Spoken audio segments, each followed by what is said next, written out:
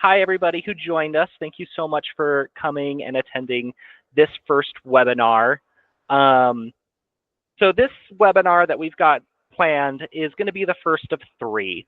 So overall, the theme of our webinars that we're launching over the next couple of weeks is how to design and strategize a winning show. Today, I'm really excited to have Michael Bingham come and present for us. And he's going to be presenting on the topic of like music design and kind of how that builds into kind of the design process that many of us are probably starting to go through as we're looking ahead towards our winter season. So for today, I want to go ahead and turn the time over to Michael Bingham to give himself his own introduction, and we'll launch into it. So Michael, take it away. Awesome. Thank you, TJ. Can everybody hear me okay? You guys doing all right? Okay, that's great. My name is Michael Bingham. For those of you who don't know me, I have a pretty long history with the Utah Color Guard circuit.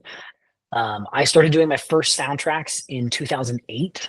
I've been doing soundtracks ever since then. I've been really heavily involved with pretty much all of the major programs. I've done soundtracks for Wasatch, American Fork, Gold Spike, Davis, Westlake, Farmington, Skyridge, pretty much every program under the sun in the circuit I've touched at one point or another. In some years I've done as many as like 30, I think is the max amount of soundtracks that I've done over the Color Guard circuit, that was a wild year. I should not have taken on that many projects. It was not good. Do not suggest, do not do that. But yeah, I have a really long history with working with a really wide variety of groups in the state and out of state. And I'm really focused on music design.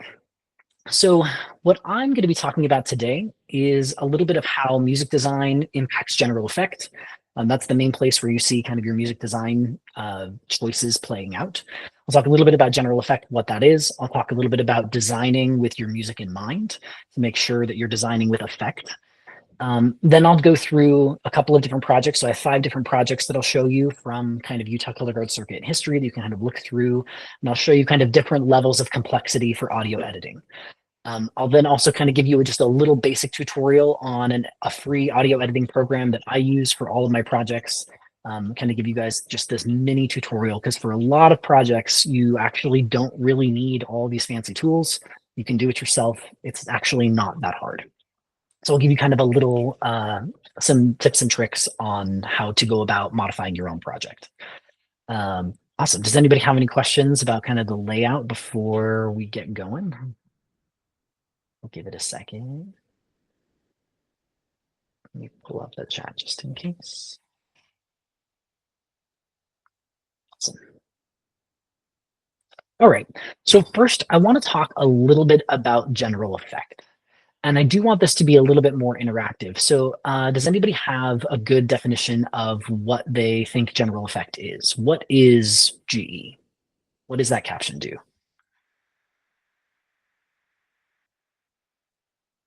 So put your ideas in the chat.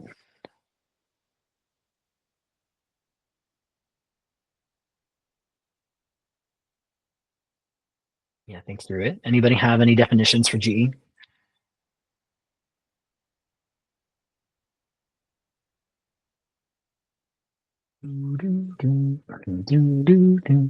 Awesome. Okay, so we've got a couple here: audience engagement, the overall effect of the elements of the show, the overall impact of the show being presented, how the show fits together and is presented.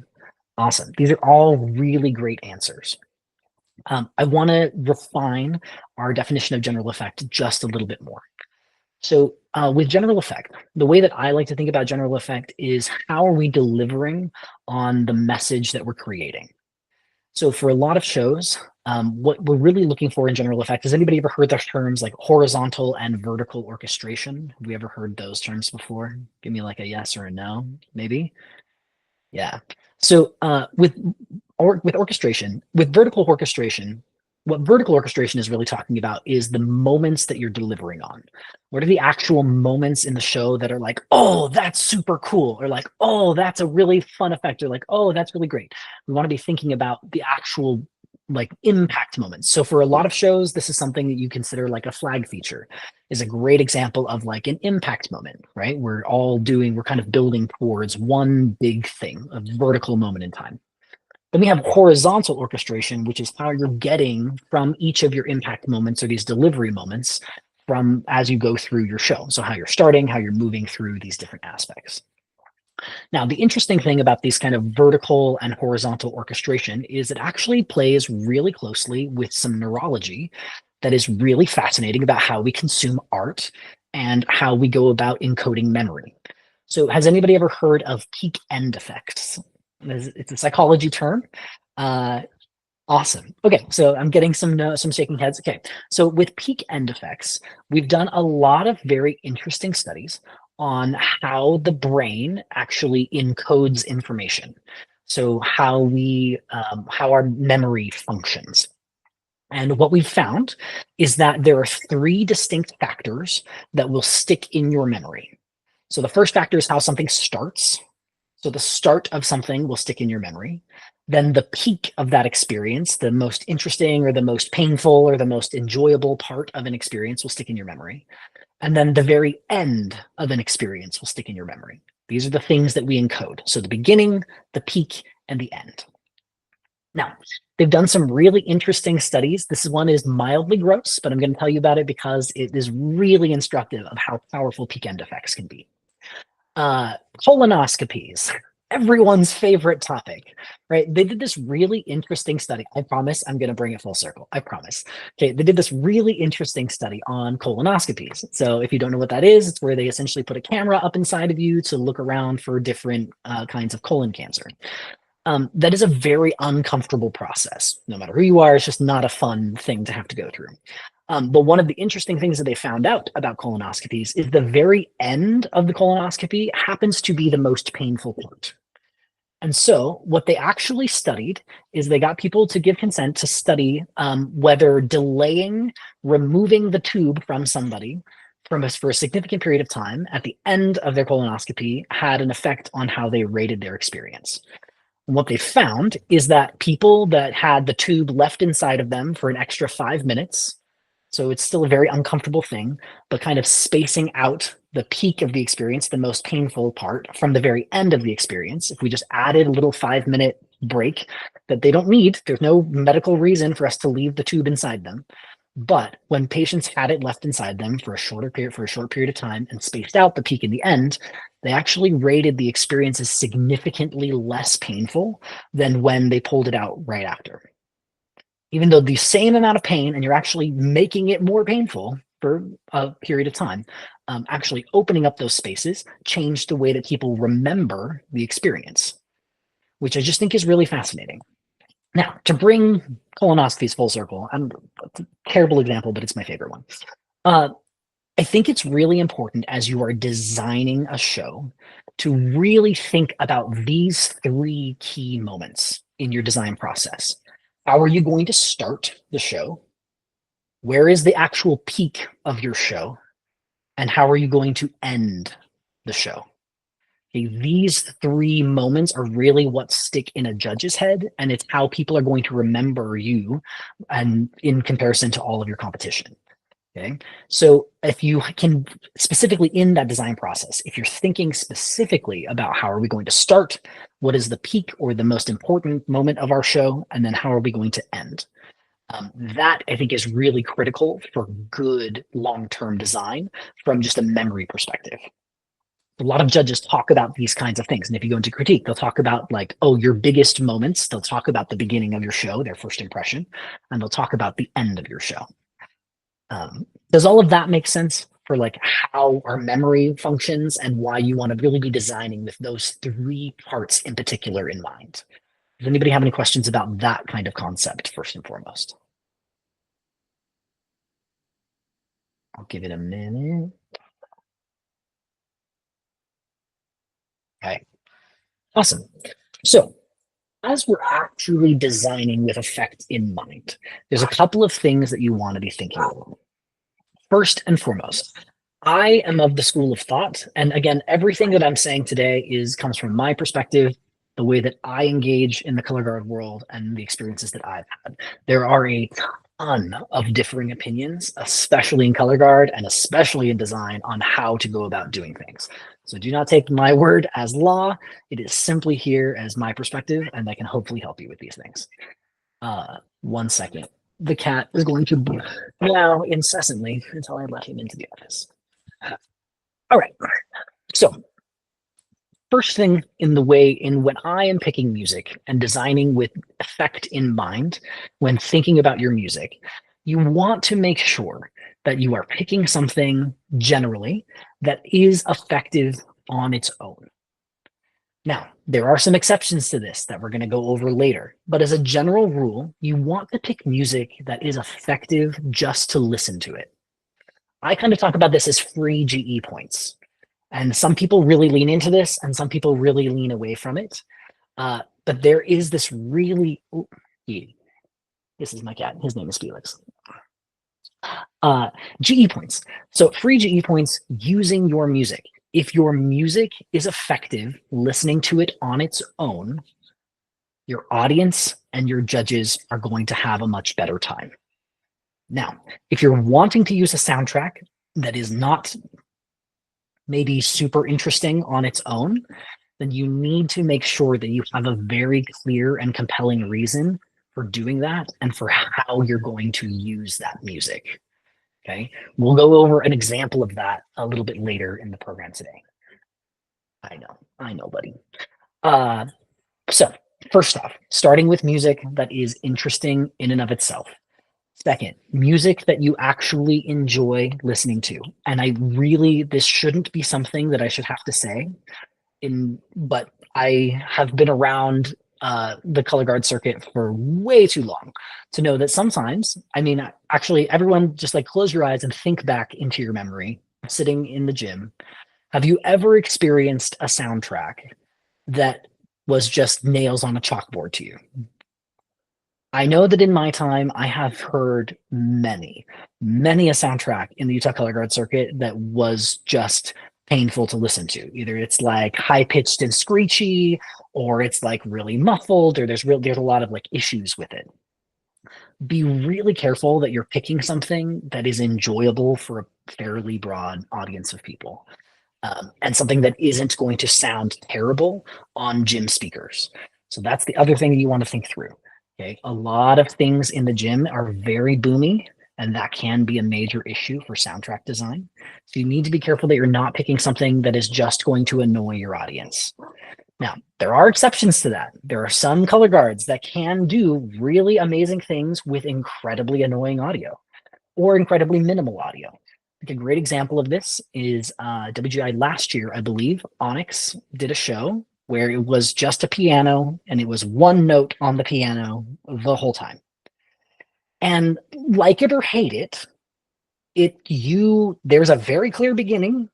The peak was somewhere in there, and then there was a very clear end. But that is a show that you remember. It's got a soundtrack that sticks in your head. But they were very clear and intentional about what they were doing and why they were going about doing it. Now that is very much, I hope my dogs aren't crazy. That is very much something that you need to be careful of when you're designing. Hey, is this super loud? I'm really sorry if it is. The dogs. You can't hear them? Not really? Oh, wow. Well, that's lovely. Okay, so picking something that is not obnoxious to listen to.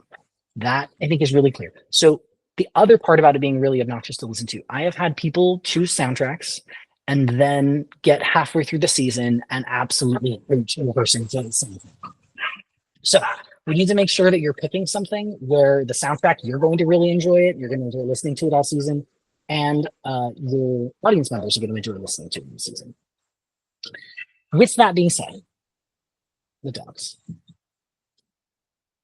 With that being said, an interesting mistake that I see a lot of directors making when they're picking their music and when they're going about doing those things, you really want to take into account your students when you're picking music. And this is something that I've seen go south in a couple of different ways. And I'm going to use an analogy in a different part of thing that's not my captain, but I'm going to use this analogy first to kind of help you understand what I'm talking about here with music mismatch. Costuming. When you are designing your costumes, and I am not a visual designer, so take this with a grain of salt.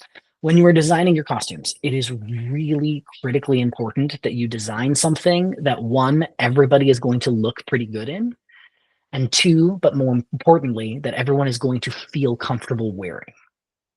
There are very few things as bad as having to wear a uniform that you feel really terrible in. It's not going to allow your performers to really perform to their full potential, and it's going to keep them from actually engaging with the show. Bad costume design can cost you a ton when it comes to general effect and just how your performers actually show up on the floor.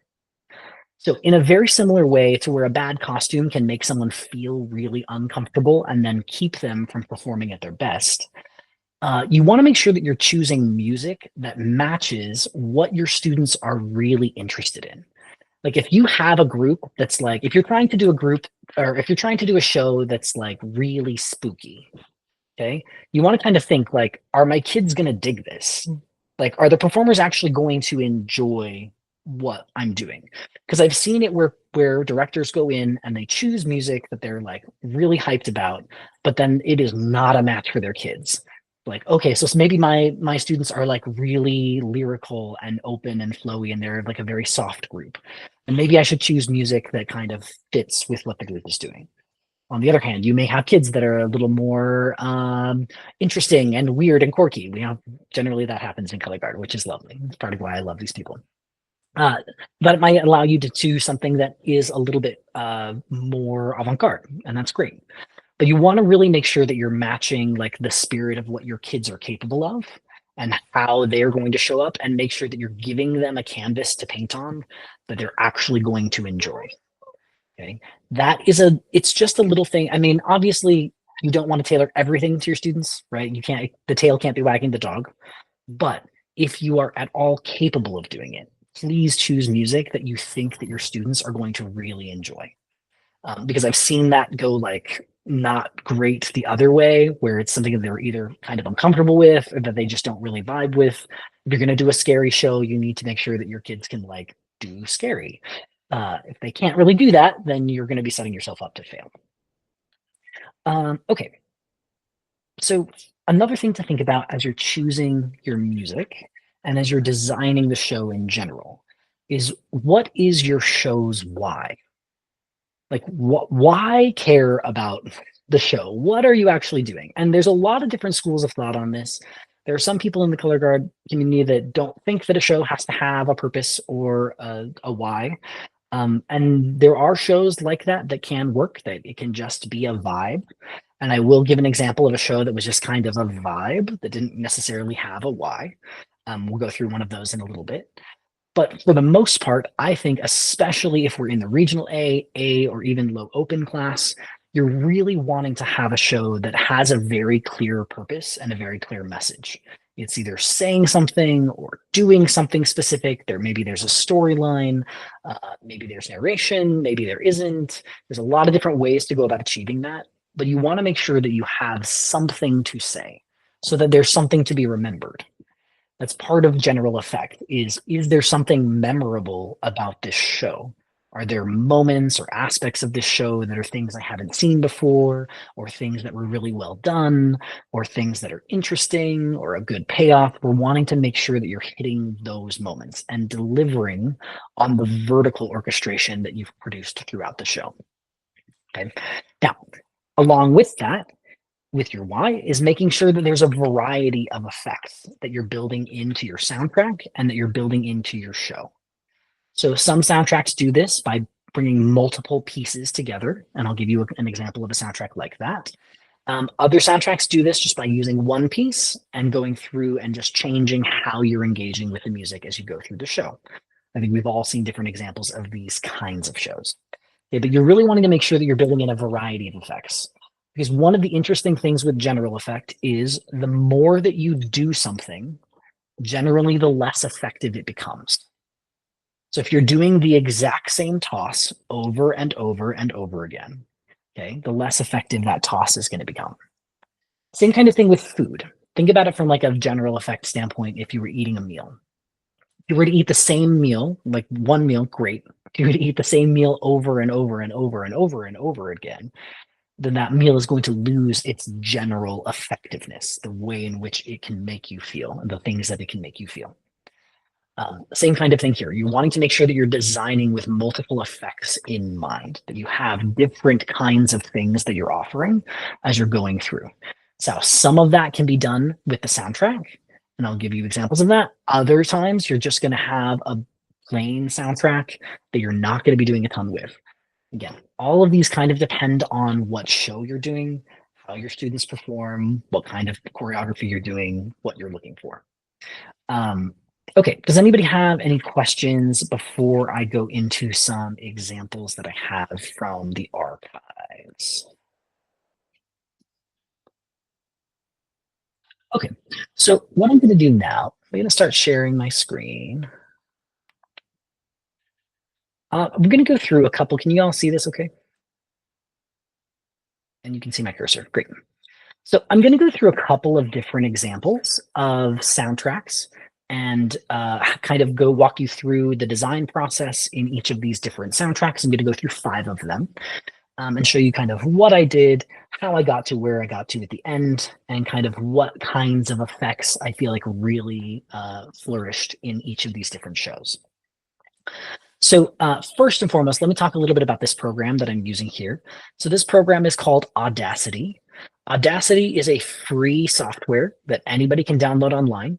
I've been using Audacity since about 2006, and it is absolutely lovely. It has all of the basic tools that you need in order to do an audio editing project, and it has a lot of other tools. If you get deep into kind of the bowels of Audacity, it has a lot of things that it can do. So you do not actually need super expensive software to be able to do this. These things are available to you right now. So Audacity, what you're looking at here is each of these pairs here. So there's like a pair here, there's a pair here, there's a pair here, is one audio track. And these audio tracks are the right and left speakers. So one will be routed to the right speaker, one will be routed to the left. So it kind of has that stereo effect. So all of these little bits here are little bits of audio that we've pulled and put in different places. So with this soundtrack in particular, this is American Folk 2020. This was all of the Flower Petals show. Does anybody remember the Flower Petals? So this is the soundtrack from the Flower Petals.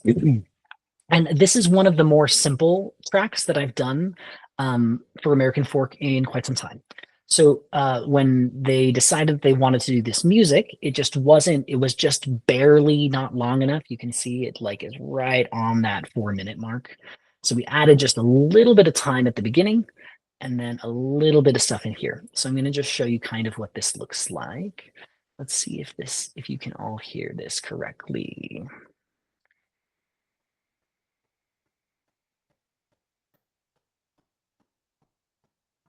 Can you hear that? There we go.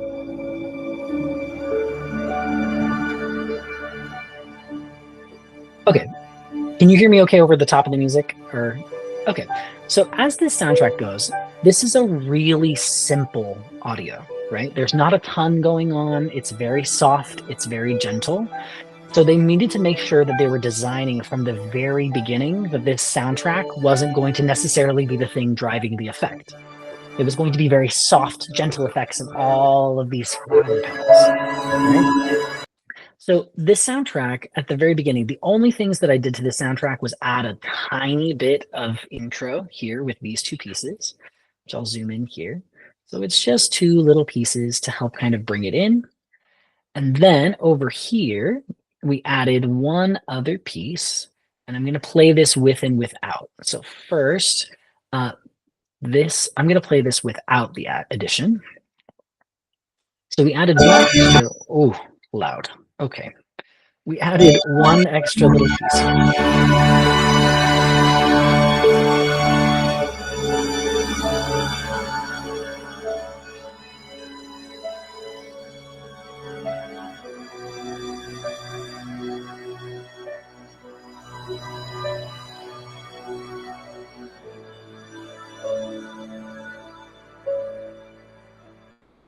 I'd like to get away from Earth for a while.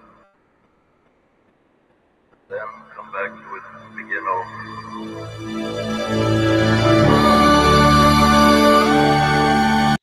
Okay, so can we hear in this chunk how all of a sudden kind of time dropped away? There was like no real time happening in the soundtrack. So this is one place where they were having a hard time counting. And so all I did was I took this chunk from earlier in the soundtrack.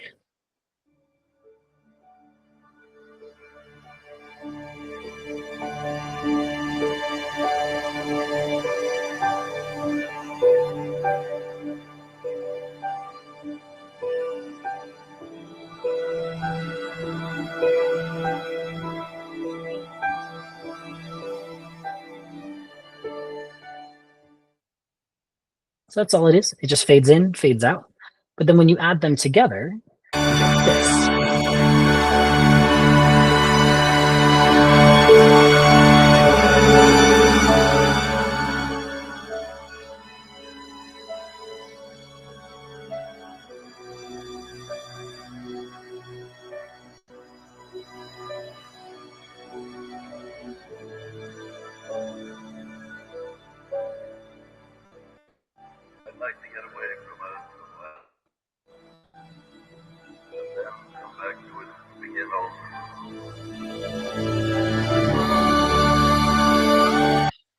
So can you hear how that kind of like bridges that gap there? There's just like a little bit of place where there wasn't a lot of time.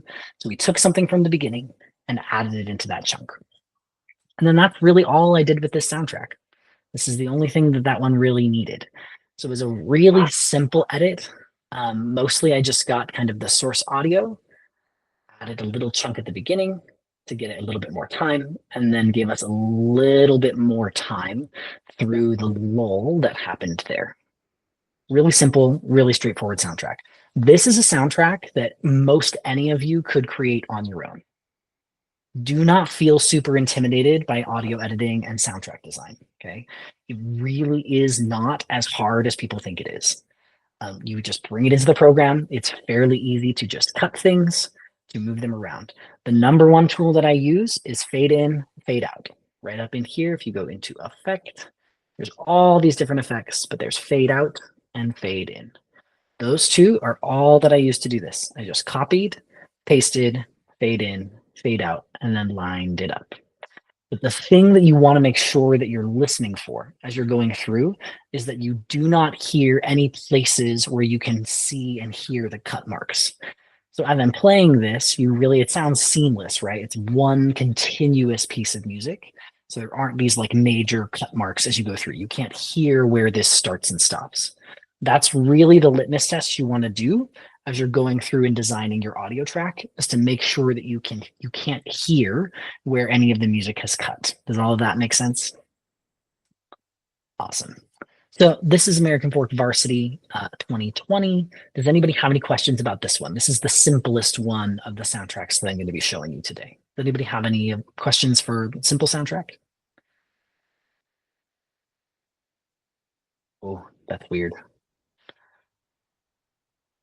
The infinity is weird. Okay. Awesome. Okay, so that's the 2020. Very simple cut. Next, what we're going to move into is we're going to move to Westlake Varsity from last year. Oh, I stopped sharing. Share.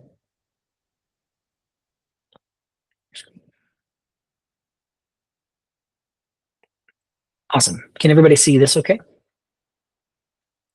Okay. So Westlake Varsity. Actually, can I just get a quick, how was the audio okay? Could you guys hear that okay? Or was it weird? Okay. It was great. Okay, great. So Westlake Varsity is another interesting example of one that actually I'm going to show you.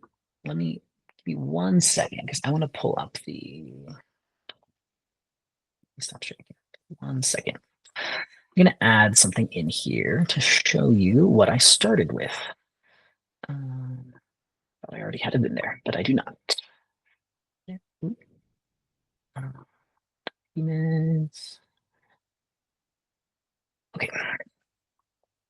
Westlake Varsity. Oh, This is the one. Okay, so with this,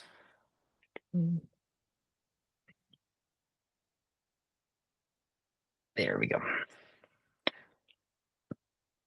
And share entire screen. There we go. Okay, so this is what I started with, okay? And the problem is that this only goes to, let me zoom in here and tell you exactly how, right? 3 minutes, and we're really looking at 3 minutes and 43 seconds, kind of where it was at, right? Just a little too short, but really lovely song. So, I mean, do we all remember this one from last year? The Lovely Jesters.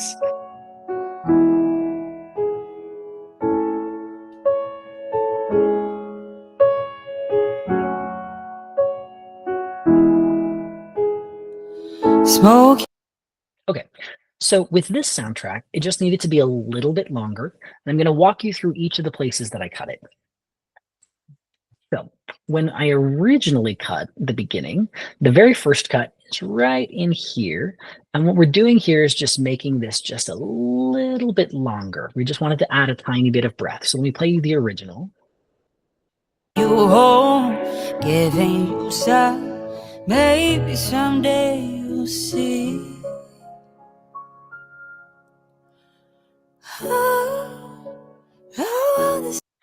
So perfectly lovely, but it looks like a really good opportunity to add just a tiny bit of time and to open up the effect just a little bit more. So this really gives a moment of breath and openness in the soundtrack. Giving you some, maybe someday you'll see.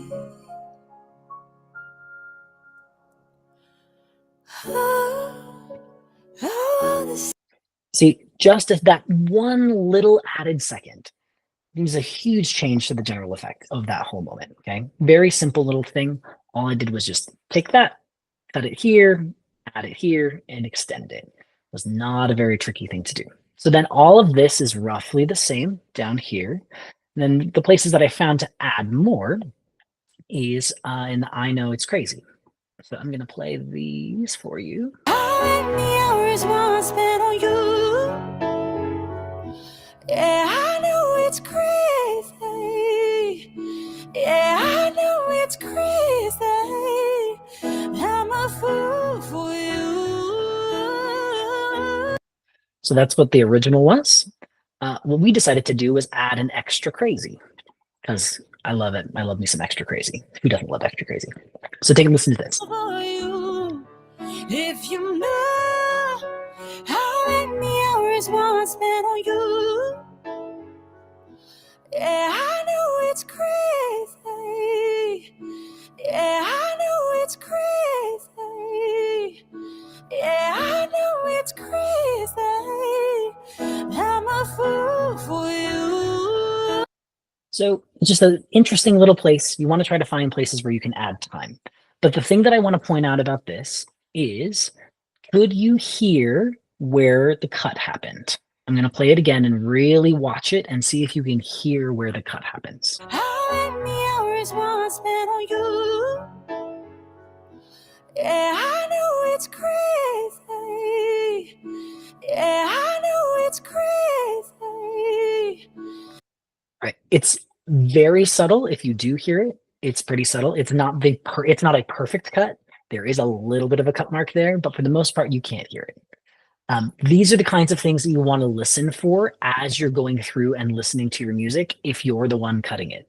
You want to make sure that you do not hear where something starts or stops. If you could like blindfold somebody and just have them like clap right when they hear a cut in the music, that's like a pretty good indicator of like, okay, can you hear this as one continuous thing or does this sound odd?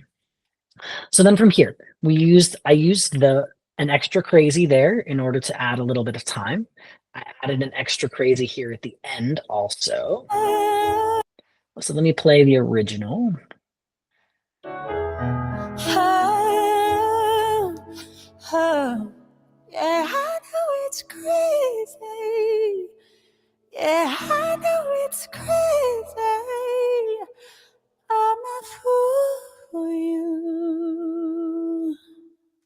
So that's the ending of the original audio. Then let me play for you what we did.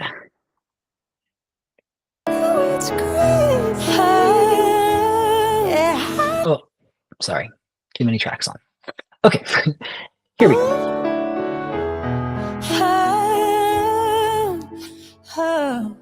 Yeah, I know it's crazy. Yeah, I know it's crazy. Yeah, I know it's crazy. I'm a fool for you. And then we brought the piano from the beginning back in to give us just a little bit more time.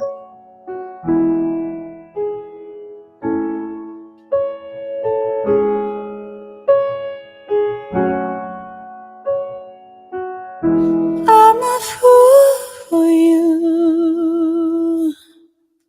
And that's how we got it to time.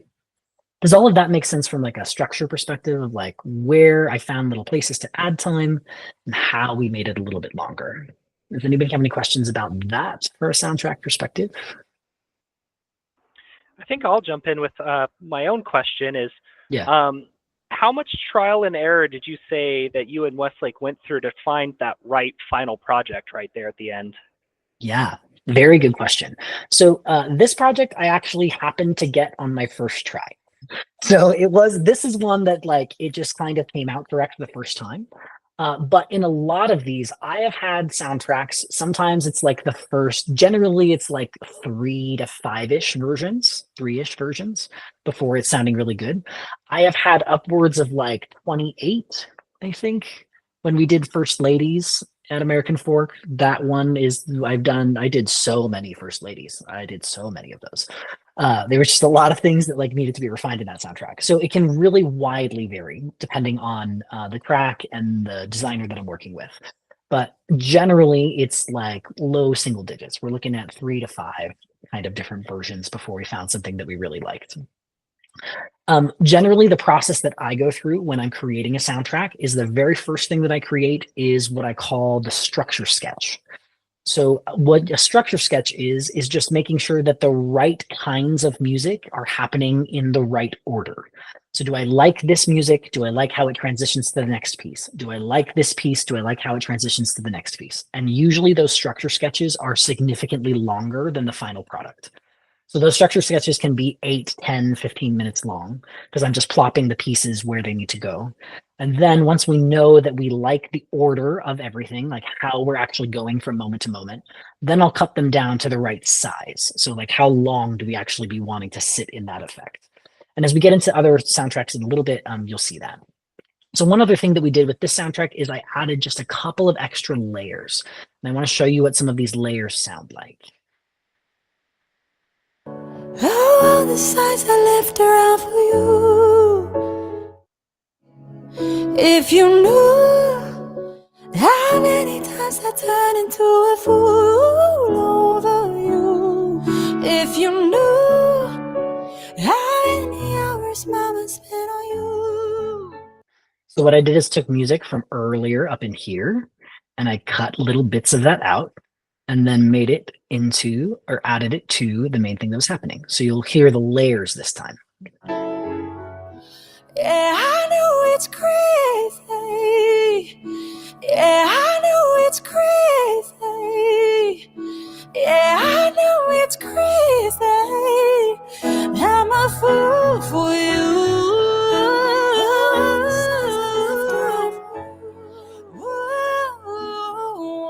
If you knew how many times I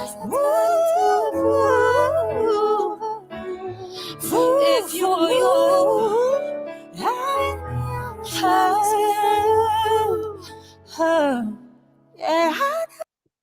So it's a really great example of, I've done a lot of soundtracks like this, where you take like a pop song or a song like this, it's a little more lyrical, you get it to the right length, and then during the flag feature moment, it's generally pretty easy to grab something from earlier in the piece and just add a little extra layer so that you have extra layers to play with the flag. Very simple, very straightforward kind of process. And usually these kinds of things layer on top of themselves really well. So this is an example of kind of a more simple project as well, but something that has a couple of different things. So this one had to get cut to the right length, and then we added these kinds of extra layer elements to this soundtrack. Does anybody have any questions about how this one works? So I think this is a really good example of some simple layering effects that really change the nature of what you're hearing. So I want to listen to this one more time of just like listen to the flag feature with and without the layers. So first we're going to listen to it without. Yeah, I know it's crazy. I'm a fool for you. Woo, Perfectly beautiful on its own. It's fine. Woo, fool for you.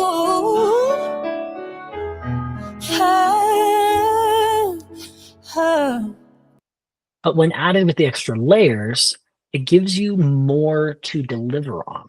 It gives you more effect to actually generate. Yeah, I know it's crazy.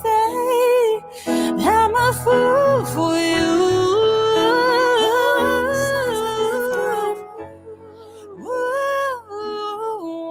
If you knew how many times I if you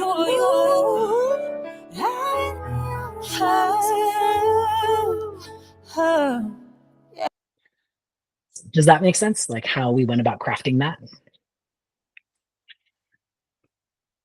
Great. Okay, so that's a more simple right. sound. Yeah. We do have a question with that one. So Yeah. someone is asking, so is it better to find a song like this and then add in the pieces like you did, or is it better to find a song that's already structured with that layering? Great question. So a lot of times you will not find, if you can find a piece that's structured with layering like that beautiful, like Yahtzee, you found great music. But I will say that actually developing that layering for most popular music or most kind of lyrical music like this, developing that layering is not very hard to do.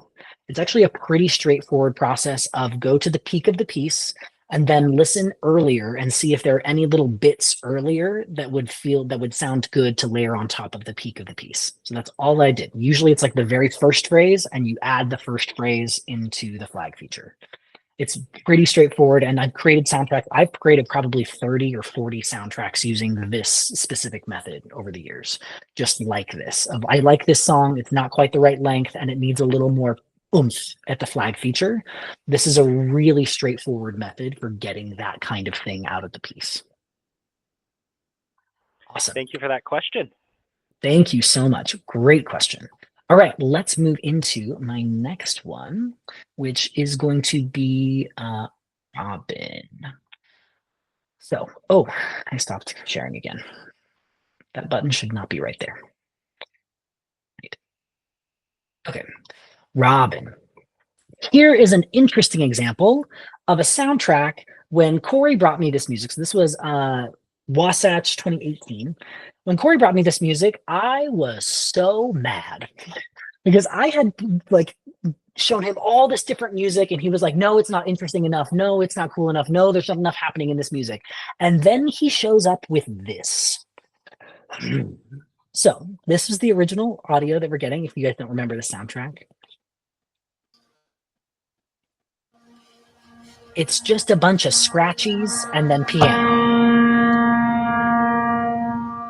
So this is a really interesting example of a soundtrack where this is not necessarily driving effect. So you had to make sure that you had effect in mind of how you're going to utilize the open space of this in order to use this music. It's very interesting music in and of itself, but it doesn't really go anywhere. It just kind of has this same vibe through the whole thing. So this is a kind of an example of a vibe show of like there is kind of this open vibe. And then what we did is we found some Robin Williams quotes and we put the Robin quotes on top of it. You know, as we come to the end of this phase of our life, now all of a sudden we're generating intellectual effect. We're engaging with people's brains, not just their eyes. And sometimes intellectual effect can be really helpful. Sometimes it can actually make your show a little bit worse. But these kinds of quotes can be really effective. Find ourselves trying to remember the good times I'm trying to forget the bad times. And with things like this is all audio. Like you can actually see here, I did 0 cuts on the source audio.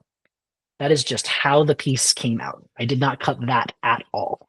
The only things that I cut into it were these things from Robin Williams, all these different quotes. So this is a different kind of show, right? I'm not doing anything to the source audio. The way in which I'm making this effective is by adding this intellectual effect of all of these different quotes from Robin Williams and all these different times.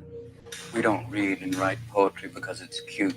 These are from different movies that he was in, different talks that he gave. Because we are members of the human race, and the human race is filled with passion.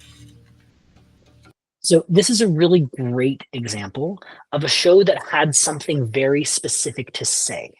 Okay, it was trying to convey a message of live your life to the max, be spectacular. Okay, and it wasn't just a show that was like kind of like the next one that I'll show you. So does anybody have any questions about how I went about doing this? So all of these little bits were little bits and quotes that I pulled off of YouTube. And then I just kind of layered them in where it made sense to my ear. Does anybody have any questions about how like Robin was structured? This is a pretty straightforward one also. But I wanted to show this one as an example of like your source audio is sometimes fine. You don't have to do anything to make it effective. You just need to add other things in order to make that effective. Does that make sense? Any questions about that one? There is a question in the chat that's asking about how copyright works when using quotes. That is a great question. So copyright, generally, if you're using anything under 30 seconds of something, is generally seen as fair use. So there were no clips of this that were longer than 30 seconds. This one was close, but there were no clips in here that were longer than a 30-second continuous stream. So I didn't necessarily have any copyright issues. But you definitely want to make sure that you're checking your bases with copyright. But these kinds of like little snippets, those kinds of samples are protected under common use. Great question. Good to know. I have a question. Was any of the audio that you pulled for the quotes, did it already have like backing audio behind it that you had to remove to be able to put it in? Good question. Some of them did. And in Audacity here, there's actually a tool that you can go right up here into tools. I'm sorry, into effects. And there was a tool down in, there's a voice isolation, voice recorder, voice remover, voice isolation. This is a fairly decent tool. There's also a noise removal tool that I use quite a bit right here called noise reduction. That can take some of that like scratchy background audio out, can also isolate the voice. Sometimes the voices when you use isolation tools can sound really bad. There's also an app called Moses AI, which can do voice isolation that does pretty good job. So there's a couple of different online tools that you can use in order to kind of isolate out voices. Sometimes it works, sometimes it sounds really terrible. It depends on how exposed the voice is in the soundtrack, whether or not that's going to be a problem. Yeah, that's a great question. Awesome. So that was Robin. Robin was, again, another very straightforward. This is a great example of a voiceover show, a show where the voiceover is driving the effect, not necessarily the background music. All right. Now we're going to move on to Neon City. So Neon City, this is a very cancel. Oh, are things crashing? Okay, well, maybe things are crashing. Okay. Wheel of Death. All right, let's try force quitting. We're going to try this again, because apparently it doesn't like me. Let's open recover projects. Okay. I don't need Westlake open. I do not need City. Okay. So with Neon City, there is a whole crap ton of stuff happening in this one. Okay. This is a very aggressively complex project. This is a project that I describe as an atmosphere show. So this show was not necessarily musically driven. It was just Slaybon came to me and was like, hey, I want to do a show about being in a city. I really like this music. Can you make a cityscape thing happen? So you'll see there's a lot of different, there's like car sounds. There's music here. There's car sounds here. There's like a city sound all through here. But the thing I want you to listen for here is how these end up layering on top of each other.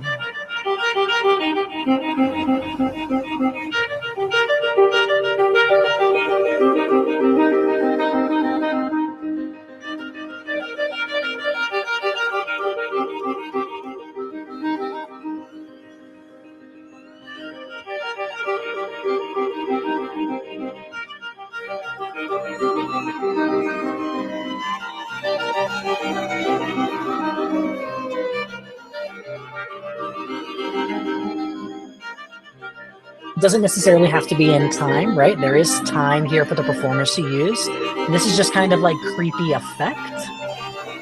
But then, when everything else comes in. So this had just a lot of different moving parts, okay? And I'm not saying that your soundtracks need to get this complicated, but there is a reason why some of these shows, if you do invest in a soundtrack, can create really interesting and unique things for you to use. So I think this is a really great example of a very unique and interesting soundtrack, and we got that comment from judges all season. That this was just like a very odd thing that they had never quite heard before, which means it's sticking in their head, right? The very beginning of the show, the very end of the show, and the peak of the show were something very different from what they had heard before. But I want you to listen to, I'm going to zoom in here so you can kind of see, and I want you to listen to and listen for cut marks. So again, you're going to try to see when you can hear any of these coming in and out. And all I did with these was just clip and then fade in the beginning, fade out the end.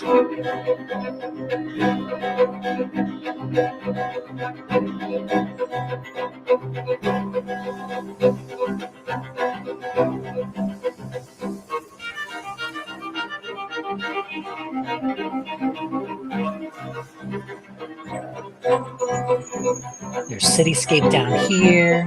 So if I but if I make this solo, this is all this is.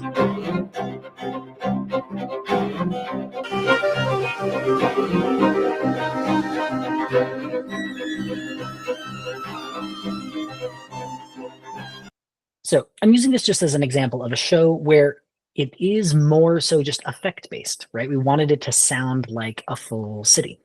We wanted it to be a cityscape. So there's a lot of different sound effects. So this sound effect, for example, is just like car horns. It's just like car audio from a city that I found. There's a whole section here with cars driving by. I don't know if you can hear this well. It's just cars driving by.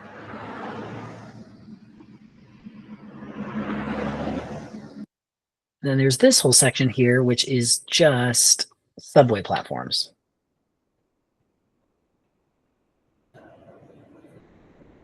Ladies and gentlemen, be safe.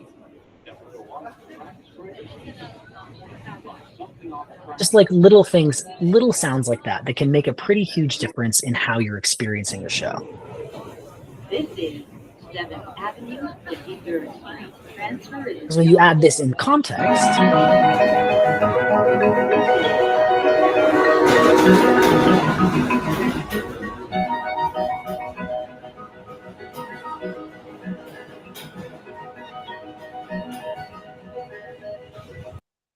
so again, this is just an interesting example of a show that is more effect-based. We're looking at an environment, we're creating a general vibe. We're not trying to say anything about the neon city other than that we're in a neon city, as opposed to something like Robin, which is trying to get to make a point at the end. Now, the very last soundtrack, I know we're at time here. The very last soundtrack I want to show you is Wasatch from, where are you?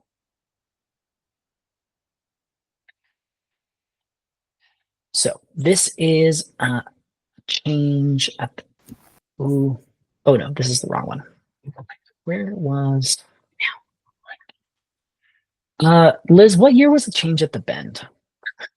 It was 2020. It was 2020. Okay. Yeah. Wasatch, where are you? Nope. Okay, I will have to fish for it. You can see all of the archives here. Wasatch 2020. It's already opened in another window. Okay, it's already right here. Great. Oh, y'all, technology, not my friend today, apparently. This is the last one that I want to show you. Why do we have to crash again? Okay. Cover projects. Okay. Now, this one, one of my favorite soundtracks that I've made in quite some time. Again, a lot going on here, a lot of different parts that I'm putting together in these different ways. But the thing that I want to highlight about this soundtrack is this is a great example of a soundtrack that I think had a killer ending, an absolutely killer ending, right? So it has this very soft, gentle open, then the piano comes in. So the piano is playing by itself, but all of these other things are happening. Just kind of these low open effects underneath the piano. Now, the thing that I want to talk about is the very end of this show. Because when I first proposed this, everyone kind of thought I was crazy. But I love the ending of this show because it sticks in people's heads. And I'm going to play this last little bit here so you can kind of get a feel for this if you didn't see this show.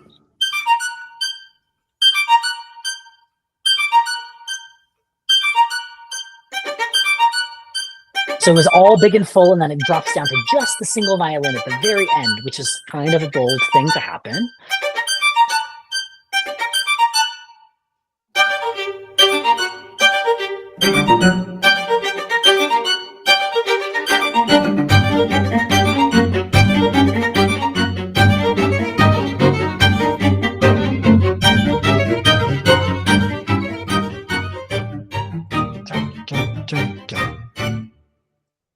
So it ends and it doesn't resolve. And this is something that, like, when I first played it, I remember talking with people and they were like, but it needs to resolve. And it's like, no, but that's the whole point. It doesn't resolve at the end. And there was such an interesting thing that happened the first time audiences watched this, because audiences didn't know how to react. They were like, oh, is the show over? And like, and then they breathed out and it's like, oh, I guess the show is over. And whilst they did have a little bit of an issue at first for people to understand what was happening, it got mad reviews upstairs from the judges because it was something that stuck in their memory. It's not very often that you hear a show where the end doesn't resolve, where it feels unfinished, but it wasn't visually unfinished. So they planned very specifically, if we're going to do an ending like this, we have to have a plan for how we're going to deliver on that. So this is kind of one of my parting words at the end here. Making sure that when you're choosing music, if you're going to choose something that has an odd choice, like this kind of not resolved ending, you need to make sure you have a plan for how to deliver on that. Okay? Because a lot of times people will go in and like, oh, I really like this music, but I don't know what I'm going to do with it. And that can end up getting you into trouble. So there's all kinds of options. The world really is your oyster when it comes to Winter Guard shows, but it's a little bit of planning goes a long way. Okay, and especially in the soundtrack world. Does anybody have any questions about A Change at the Bend or any of these soundtracks that I've shown you so far? Let me go back here. We do have a question that says, do you have any suggestions for combining two different songs, kind of like a mashup? Great question. So mashups are interesting in that you want to be, generally, if you're taking two pop songs that aren't already mashed up in some way, it can be pretty challenging to get them to mash up. So you're generally going to want to do like one song that transitions into the next song. There's a lot of great examples of that, of just like transitioning, and you want to be listening for how and when you can transition between the pieces. Creating a full mashup can be pretty challenging, but you can also find a lot of really great mashups online. There's a lot of great mashups on YouTube, those kinds of things. So if you find one that you really like, that can be a really great way of going about doing that. Great question, Kara. What's the best way of taking one song and making it shorter without having obvious cuts? This is a great question. So I did show examples of songs that were too short that we needed to add length to. Longer songs, cutting down is actually significantly easier, because usually all you're doing is cutting out a full verse of like, I don't need this middle section, and I can just cut it out. And you usually go straight from like the end of one verse directly into the third verse or going on. But listening for where to make it without obvious cuts, I have a lovely little trick for that. Sometimes cutting at people try to cut at the very beginning or the very end of a phrase. And sometimes that can work, but a lot of times the easier place to cut is actually in the middle of a phrase and you don't hear it because your ear isn't expecting a change to happen. So a lot of times I'll use the first half of this verse and then I'll use the back half of this verse that gets me to the flag feature. And I'll cut out that whole middle chunk, which ends up being like the end of the first verse and the beginning of the second verse. I can just chop all that out, throw it away, and then it lines back up. So you just want to make sure that as you're aligning it back up, that you're using the same part of the song and that you're doing it in a way to where you cannot hear that anything has changed. But don't always think just at the beginning or just at the end of a phrase. If it works out, great, Yahtzee. That's awesome when it works out to just quickly connect in. But a lot of times you'll actually find it easier to cut into the middle of the phrase. Take the first half of this phrase and add it to the second half of the phrase further down the line and then mash it in. That's a great question. So kind of my last thoughts for y'all as you're thinking through about cutting your own music. Audacity is a lovely, very easy to use program that is free. So you can take music, you can make it a little longer, or you can like cut out the beginning or cut off the end. Those things are super easy to do in Audacity. If you're going to use it, the tool that I use the most is just a simple fade in, fade out. Fade in the very beginning of every little cut you make, fade out the very end of every cut you make, and you'll have much better success. And lastly, as you're going through, make sure that you are listening for cut points and actually put headphones on, close your eyes, and listen to see if you can hear where the new pieces come in. If you can't hear it, you're probably good to go. And then again, just go back to Kara's point, making sure that you can cut at the very beginning or the end of a phrase, but it also works sometimes to cut in the middle of something if you need to make it a little bit shorter.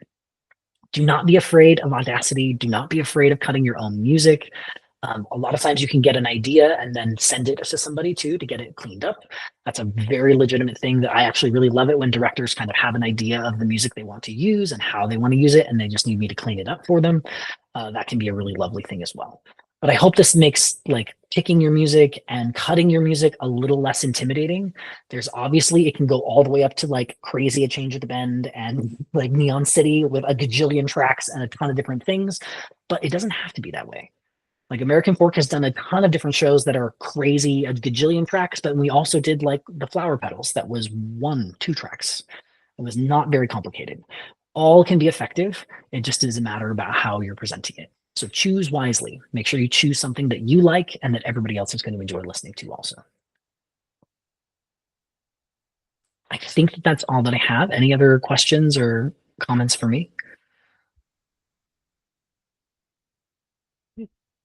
All righty. If another question comes on through while I'm chatting, that's totally okay. But I just want to take a moment. Michael, thank you so much for coming and chatting with us and presenting on this topic. I think you did an absolutely incredible job, and I'm actually feeling a little inspired myself to go and dive into it. Do it! Go edit your own music. Yeah, so it's fun. I think I actually dabbled with it a few years back. So this is kind of like refreshing to see how it can be done successfully. So anyhow, I hope you guys all will kind of take a moment, give Michael the high fives, give him the clap emojis. So thank you again, Michael. Thanks, y'all. I hope you have a lovely time cutting your music. Okay, take care, everybody. Thank you so much.